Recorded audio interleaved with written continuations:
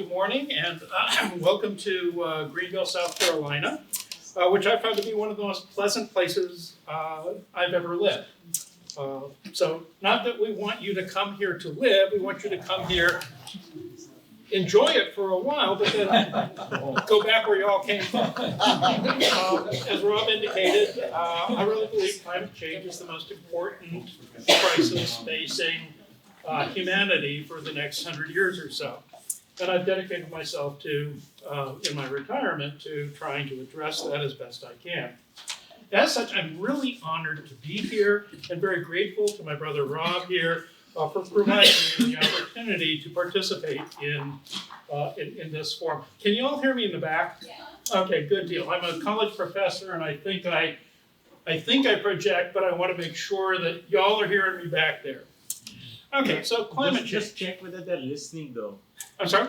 You're being heard, but are they listening? Oh, that's a good question. So these are some of the things I'm going to talk about today.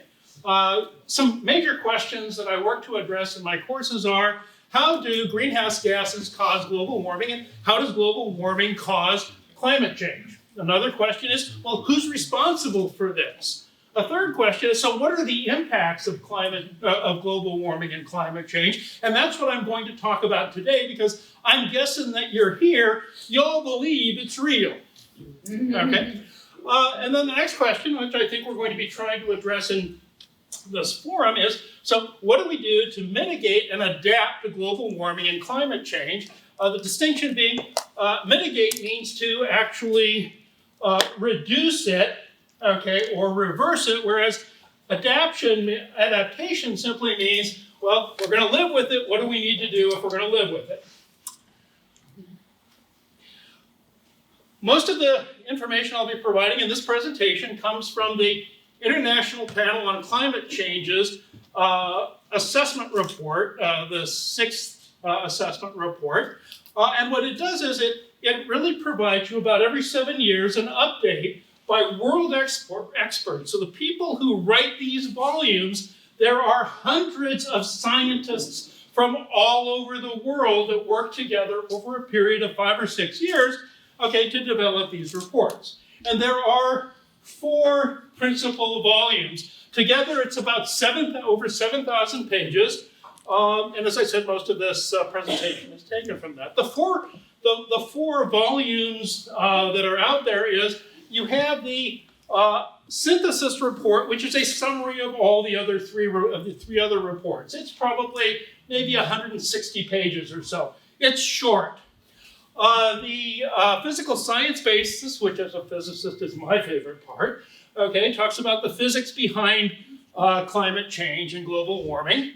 And then what I'm going to be talking about today comes somewhat from this, but mostly from this down here, which is the 3rd volume. It's actually the Working Group 2's volume on impacts, adaptation, and vulnerability.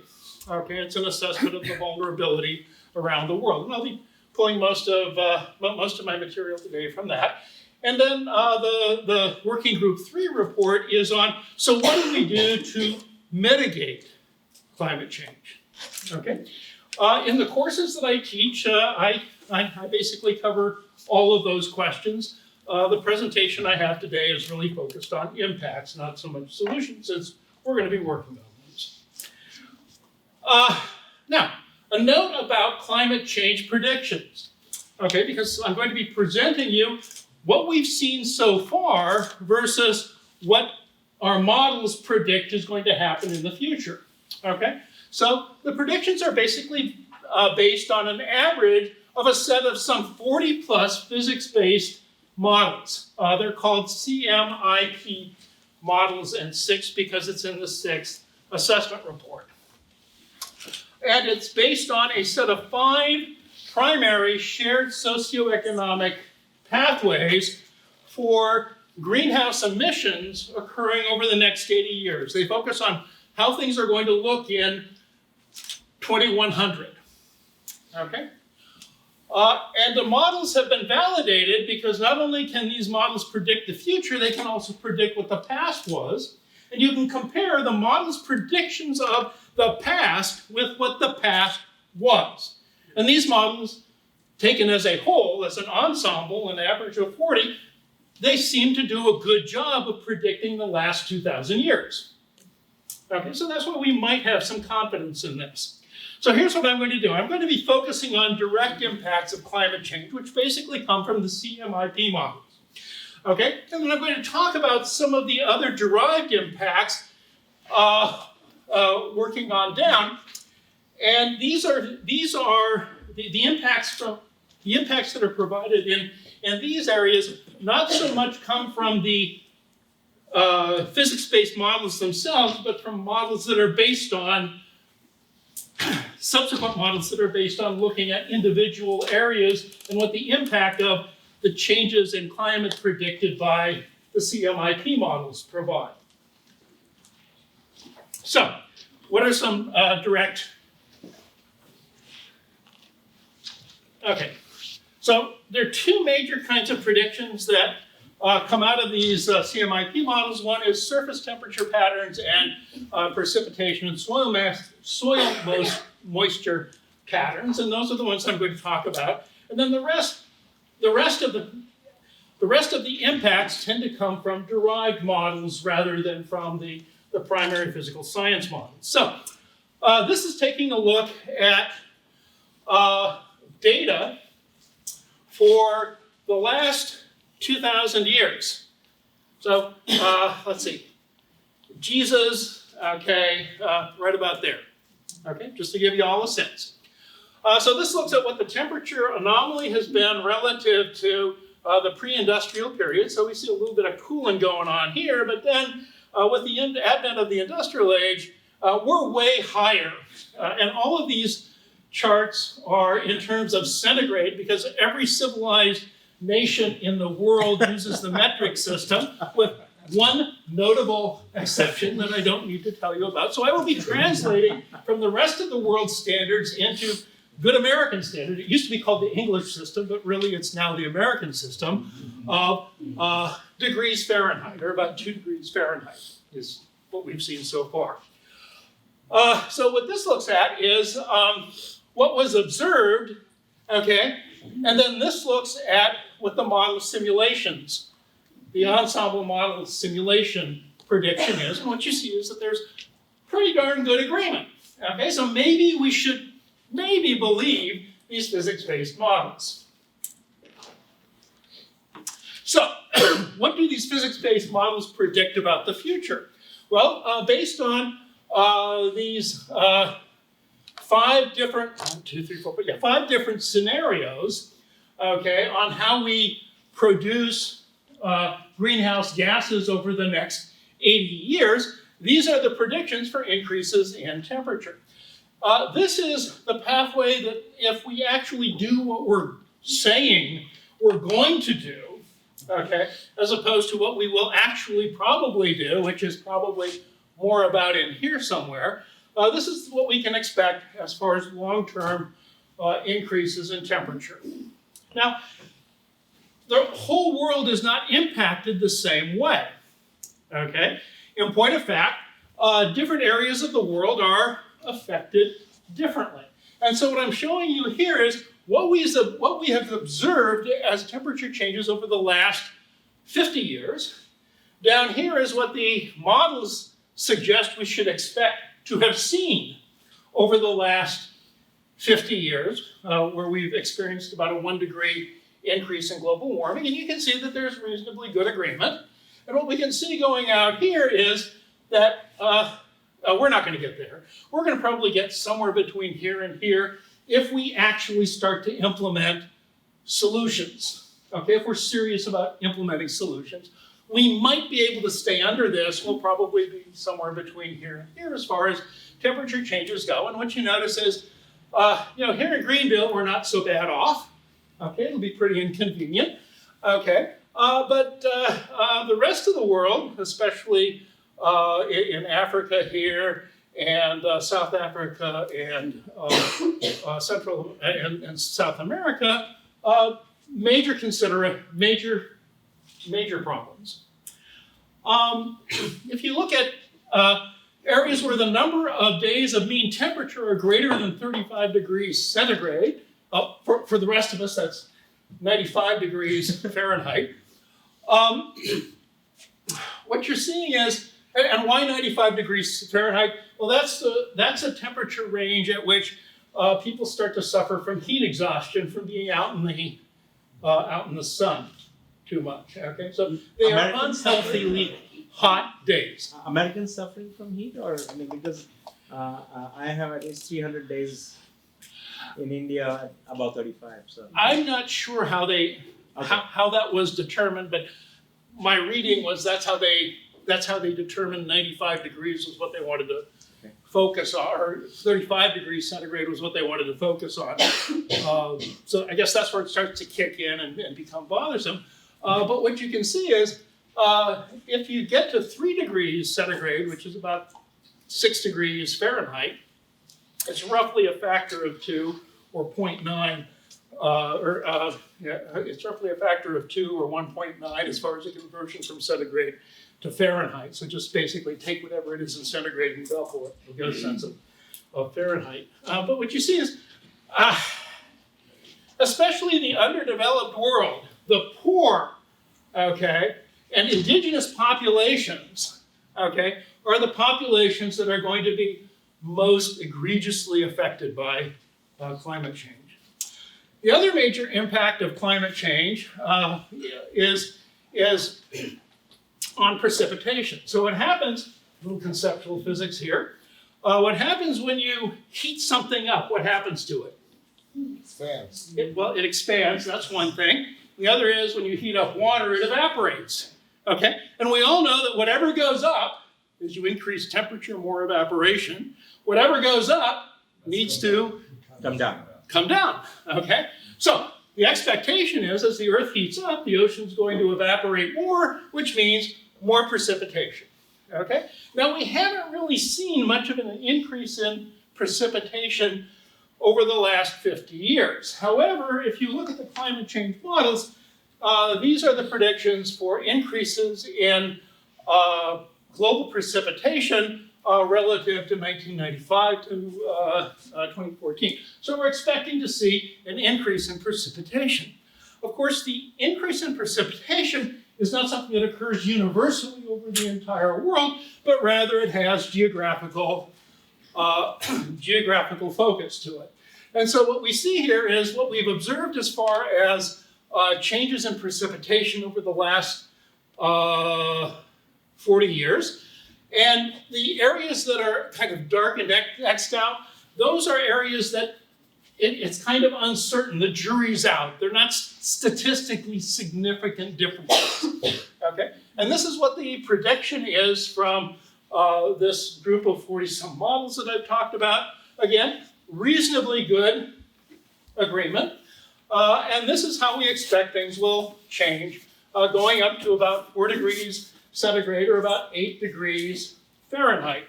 And what I said was my expectation is if we're lucky, we'll end up somewhere between here and here. I'm sorry, not if we're lucky, but if we actually take action, meaningful action in a realistic time frame, we'll probably end up somewhere between here and here. And so what you find is that the US, the Amazon, and parts of the Atlantic and Pacific Oceans will become drier, and it'll become wetter in the Eastern Pacific and in the Indian Ocean. Okay? As far as global impacts go. When you look at soil moisture impacts, why is soil moisture impact important? Crops. Crops, vegetation. This is what we've observed over the last 40 years or so. This is what the predictions are.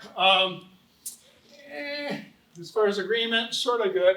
And this is what the predictions are for the future as far as changes in soil moisture content go. And what you notice is down here in Southern Europe and North Africa, parts of China, Western United States, and especially the Amazon. Why is the Amazon important?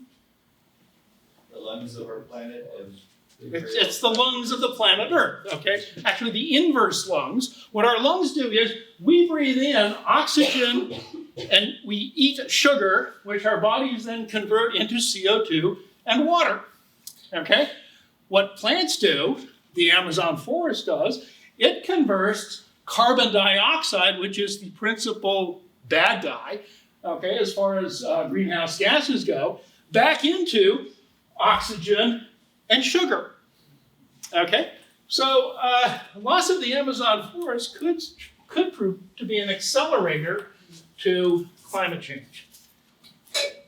Okay, so what are some derived impacts that come out of this? Well, we're seeing changes in growing seasons. By the way, I have another presentation that provides the data that supports these assertions. Since I'm a physicist and I prefer to work off of data rather than people's opinions. So I have some backup slides that address each of these. There will be an increase in droughts and water scarcity in some areas. Basically, areas that are dry will get drier and expand. Regions that are wetter will tend to get even wetter, if you want a generalization there. You're going to see increased flooding, especially in equatorial areas. You're going to see decreased snow cover, increased wildfires. Maybe we're seeing the tip of that. Now, we're going to see changes in terrestrial life as far as plants, animals, and insects. So you're going to see migration of plants, and as the plants migrate, the animals will migrate when they can, and the insects will migrate as well. And you're going to see extinction and some loss of biodiversity. And I'm not going to dwell on these, but this takes a look at as you increase the expected world temperature, you'll look at the percentage of species on land and ocean that are potentially that are exposed to potentially dangerous climate conditions. You're looking at a projected loss of terrestrial and freshwater biodiversity as you increase temperature. And you look at changes in marine species richness as you increase climate temperatures. Okay? This slide, which I know you can't see back there, but what this does is it gives you a sense of some critters that are expected to be at very high risk of extinction as the as global temperatures increase. And again, this comes from derived models. Some ocean impacts. Well, as we said, as Rob here had noted, as you increase the temperature of water, it expands, which means sea level gets higher. And about half of the observed sea level rise to date is just due to that expansion effect, as opposed to melting of glaciers, which is possibly going to be an extremely significant problem in the next 50 to 100 years. What you also see in addition to a rise in sea level is increased ocean temperatures, increased ocean salinity, increased ocean pH, which is called acidification. So if you've heard of acidification of the oceans, that's what that is. Decrease in oxygen levels, which is problematic if you're a fish or a mammal like a whale or a dolphin. And loss of coral reefs. Again, migration and loss of marine and fish biodiversity, and a potential impact on the thermohaline circulation, which is a huge circulation system for how the ocean moves water from the North Pole to the South Pole and around through the oceans. And if that shuts down, it is unclear what the impact will be of that. So that may be that at this point the expectation is that that's a lower probability impact. Looking quickly at some derived polar impacts, loss of sea ice, and then loss of Antarctic and Greenland ice sheets. If those ice sheets melt, okay, you could see rises in sea level tens of meters. Okay, so for those of us who aren't part of the rest of the world, tens of meters means like 50 to 60 feet. Okay, which is not so bad for us here in Greenville, but if you happen to live in Charleston or New York, it may serve to be a little problematic. And I realize that that's US centered, and I'm sorry, but that's the example that comes most quickly to my mind. So what are some impacts on human beings? Well, you'll see an impact in death due to heat strokes, increased stress on farm workers, increased stress on livestock, increased flooding, increased disease, part of that associated with the increased flooding. Okay? You have cholera and other waterborne diseases that spread especially through increased flooding. Increased droughts, increased water scarcity in some areas. And to combat this, we're going to have to increase our use of energy. Okay? You're going to see a decrease in, a small decrease in some of the principal grains production, an increase in food insecurity, increased malnutrition and starvation, a loss of coastal land, increased poverty, and as a result of all of that, what you're going to see is increased social instability and conflict, meaning gangs, revolutions, and wars. And what does that mean? Again, I'm going to be US-centric, self-centered that I am, okay? And that's going to then result in increased migration. And for those of us who are focused on the US, that means if we think we have an immigration problem now, just wait 30 years. Okay, so I'm going to move to conclusions now. So conclusions, global warming and climate change is going to have a significant negative impacts on our environment, on people and society. Impacts and their severity differ depending on your geographical area. And the real takeaway from this is impacts will be catastrophic for the developing world, for the poor, for the indigenous peoples throughout the world, and it will be very bothersome to those of us who are upper middle class. Thank you.